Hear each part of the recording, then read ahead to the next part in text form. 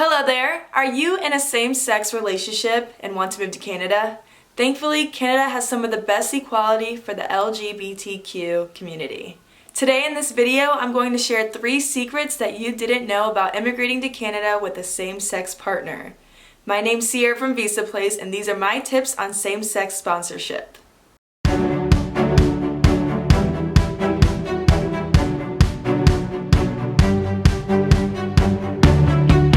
Unfortunately, there are still hundreds of countries that don't recognize homosexual relationships the same as heterosexual relationships.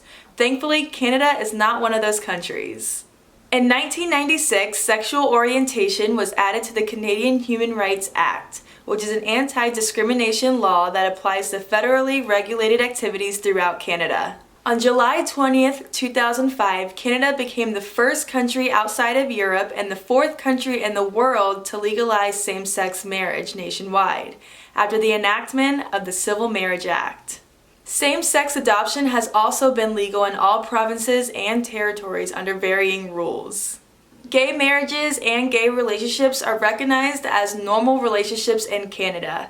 Canada also has many neighborhoods that are made up of predominantly LGBTQ members that make settling in Canada for same-sex couples much more comfortable. Considered the 3rd most gay-friendly country in the world behind Spain and Germany, it's not surprising that Canada is home to some of the best and brightest LGBT neighborhoods. Here are Canada's 5 most popular gayborhoods: Toronto's Gay Village and Queer Village, Montreal's Le Village Gay, Vancouver's Davie Street, Edmonton's Jasper Street, and Winnipeg's Osborne Village. From east to west, Canada has some all-inclusive spots for LGBT individuals everywhere. Be sure to check out one of these neighborhoods to experience the vibrancy and diversity this northern escape has to offer. Now I will let you in on Visa Place's top 3 secrets on same-sex immigration to Canada. My first secret on same-sex spousal sponsorship is that you don't have to be married to sponsor your partner.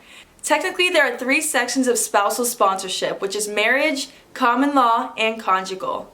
A common law marriage is one where a couple lives together for a period amount of time and considers themselves married without ever going through a formal ceremony or getting a marriage license.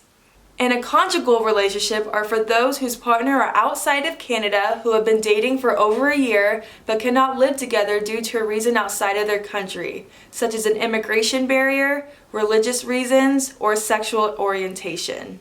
Number 2 is Canada allows LGBTQ people as refugees if your Canadian partner cannot sponsor you. If you are a member of the LGBTQ community and you are being oppressed or prosecuted because of your sexuality or orientation, you can apply for refugee status. If you are a member of the LGBTQ community and you are being oppressed or prosecuted because of your sexuality or orientation, you can apply for refugee status.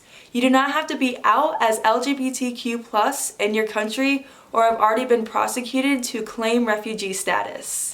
Being out as an LGBTQ+ person means identifying that you are part of this group and disclosing that to other people. To make decision on your claim, the IRB will consider what might happen to you if you return to your home country.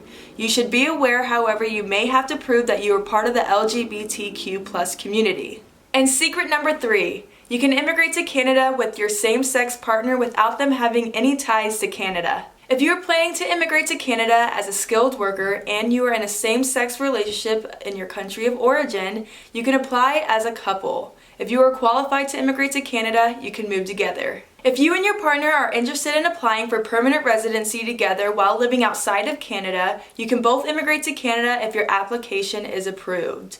Your spouse or common law partner can be claimed as a dependent on your PR application.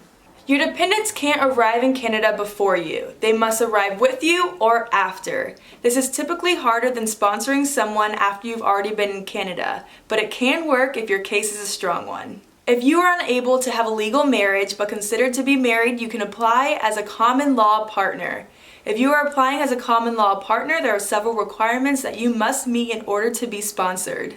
These requirements include proof of joint bank accounts or credit cards, joint ownership of a house, joint residential leases, joint rental receipts, joint registration or payment of utilities such as gas, electricity, and phone bills, joint management of household expenses, joint purchases, especially for household items, and mail addressed to each person or both people to the same address. In conclusion, there are 2 ways to immigrate to Canada if you are part of a same-sex relationship. That's immigrating to Canada with your partner or sponsoring your same-sex partner to Canada. And there are 3 types of same-sex sponsorship: marriage, common law, and conjugal.